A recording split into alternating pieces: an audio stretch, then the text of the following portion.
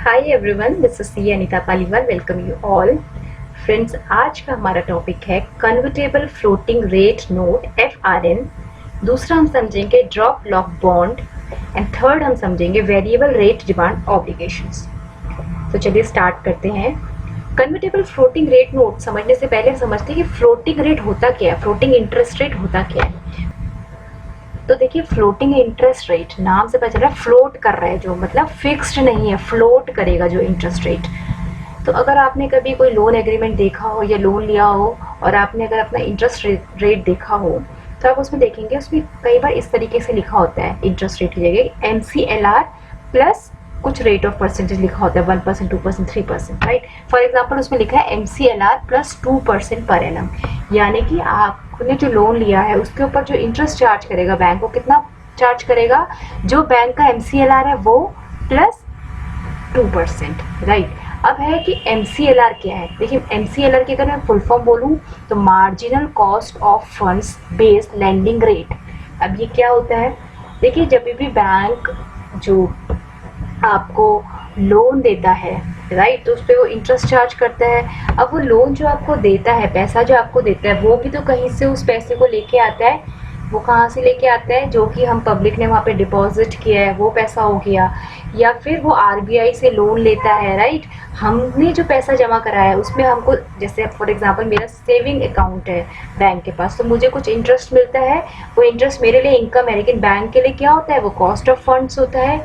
इसी तरीके से बैंक ने लेट सपोज RBI से लोन लिया, तो RBI को वो बदले में क्या देगा, इंटरेस्ट पे करेगा उस लोन के ऊपर, जिसको हम रेपो रेट बोलते हैं। सो वो बैंक के लिए कॉस्ट है। इसी तरीके से बैंक ने जितने भी फंड्स रेज करे हैं उनके लिए बैंक को कुछ कॉस्ट पड़ती है, वो बैंक की कॉस्ट ऑफ फंड्स होती है, राइट। तो एक फॉर्मूला होता है marginal cost of funds calculate करने का, जिसके अंदर सारे फैक्टर्स आ जाते हैं और रेपो रेट वगैरह सारे फैक्टर्स से मिलकर एक MCLR बन जाता है। और उसके ऊपर बैंक अपना स्प्रेड, जिसको हम बोलते हैं 1%, 2%, 3%, सो वो एक स्प्रेड ऐड करके इंटरेस्ट चार्ज करता है। अब हमने ऐसा क्यों करा, ये रेट हमने MCLR के साथ क्यों लिंकअप कर दिया। तो देखिए, कई बार क्या होता है, RBI जो होता है वो रेपो रेट घटाता या बढ़ाता है मार्केट, इंडियन इकोनॉमी के अंदर। अगर हमें मनी सप्लाई को कंट्रोल करना है तो RBI रेपो रेट में को बढ़ाता और घटाता रहता है, राइट। तो कई बार बैंक क्या होता है, RBI रेपो रेट घटा देती है जिससे कि मनी मार्केट के अंदर मनी सप्लाई बढ़ जाए। लेकिन बैंक क्या करते थे, वो घटे हुए जो रिड्यूस्ड रेपो रेट होता था उसका बेनिफिट आगे कस्टमर्स को पास ऑन नहीं करते थे, राइट। क्योंकि उन्होंने फिक्स करा हुआ था, लेट सपोज 10% से उन्होंने अपना कोई लोन दिया हुआ है किसी पर्सन को 10% रेट ऑफ इंटरेस्ट के साथ। अभी इनकी बैंक की जो कॉस्ट ऑफ फंड है वो कम हो गई, क्यों, क्योंकि रेपो रेट कम हो गया, लेकिन उसका बेनिफिट बैंक ने आगे कस्टमर्स को पास ऑन नहीं किया। तो RBI ने जो रेपो रेट कम किया सो दैट मार्केट के अंदर जो मनी सप्लाई है वो बढ़ाई जा सके, उसका बेनिफिट अगर कस्टमर्स को पहुंचेगा ही नहीं तो वो हमारा जो RBI ने मेजर्स लिए हैं वो फेल हो जाएंगे।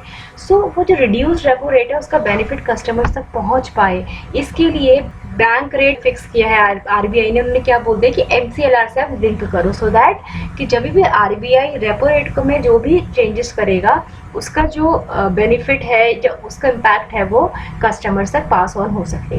सो MCLR क्यों किया गया, so that benefit of reduced repo rate can be passed on to the customers, right.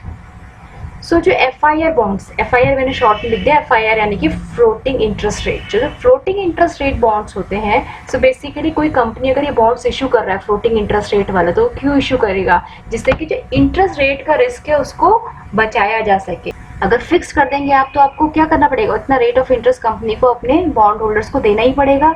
लेकिन जब वो FIR कर देगा तो जैसा जैसा मार्केट का रेट घटेगा बढ़ेगा, वैसे ही वैसा बॉन्ड के ऊपर का जो रेट है वो भी घटता बढ़ता रहेगा। इसलिए फ्लोटिंग इंटरेस्ट रेट का ये बेनिफिट होता है। अब हमारा पहला जो टॉपिक था वो था कन्वर्टेबल फ्लोटिंग रेट नोट। तो अब हम नाम से समझ सकते हैं, जो फ्लोटिंग रेट नोट जो अभी मैंने आपको समझाया, अगर उसके अंदर एक ऑप्शन होगा उसे कन्वर्ट करने का, कन्वर्ट किस में करना है, फिक्स रेट नोट में, तो हमारा कन्वर्टेबल फ्लोटिंग रेट नोट हो जाएगा, right. So convertible FRN floating rate note, so can be converted to a fixed rate note, By converting, investor can lock in a certain rate of return. For example, मैंने एक bond खरीदा और मैं उसे convert कर लूँ अगर fix में, let's suppose 10% rate of interest में. Now as an investor I am assured कि मुझे 10% का रेट ऑफ रिटर्न तो मिलेगा ही मिलेगा. जबकि फ्लोटिंग रेट में क्या था, वो 10% फिक्स नहीं था, वो मार्केट के हिसाब से चेंज होता रहता है. तो भी मेरे पास फ्लोटिंग रेट नोट है, अगर उसके अंदर मेरे पास ये ऑप्शन है कि मैं उसे कन्वर्ट कर सकती हूँ फिक्स रेट नोट में, तो उसको हम क्या बोलेंगे, convertible FRN, floating rate note. दूसरा है ड्रॉप लॉक बॉन्ड. सो इसमें क्या होता है, फ्लोटिंग और फिक्स्ड, जो फ्लोटिंग रेट और फिक्स रेट के जो बॉन्ड्स या सिक्योरिटीज है, दोनों के फीचर्स कंबाइन होते हैं. वो कैसे होते हैं, तो सबसे पहले देखिए हमने क्या लिखा, combines the feature of both floating and fix rate securities. So क्या होगा, लेट्स सपोज इसमें एक ऑप्शन दिया गया है कि अगर एक रेट ऑफ इंटरेस्ट से नीचे अगर इंटरेस्ट रेट जाएगा तो हम वहाँ पे फिक्स कर देंगे आपका rate of interest. For example मैंने एक बॉन्ड खरीदा जो कि FRN था, फ्लोटिंग रेट नोट था, ठीक है, 12-13% अभी चल रहा है, और मुझे ये एश्योरिटी दी गई है कि अगर ये 8% से नीचे जाता है तो हम आपका 8% पे फ्रीज कर देंगे रेट ऑफ इंटरेस्ट. इससे मुझे क्या होगा, मुझे ये बात पता चलेगी कि मेरा जो भी हो इस इन्वेस्टमेंट में मेरे को 8% तो मिलेगा, उससे नीचे नहीं जाएगा. क्यों, उससे नीचे अगर मार्केट के इंटरेस्ट रेट जाएंगे भी तो मेरा जो FRN है वो कन्वर्ट हो जाएगा किसमें, फिक्स्ड में. सो है ये अभी FRN फ्लोटिंग रेट नोट है, लेकिन अगर एक लेवल से नीचे जाता है रेट ऑफ इंटरेस्ट तो ये मेरा फिक्स्ड हो जाएगा. So floating rate bond would automatically converted into fixed rate bond if interest rate falls below a predetermined level. So पहले से डिसाइड होगा कौन सा लेवल है, उस लेवल से अगर नीचे जाता है तो मेरा जो फ्लोटिंग रेट नोट है वो कन्वर्ट हो जाएगा फिक्स रेट नोट में, राइट.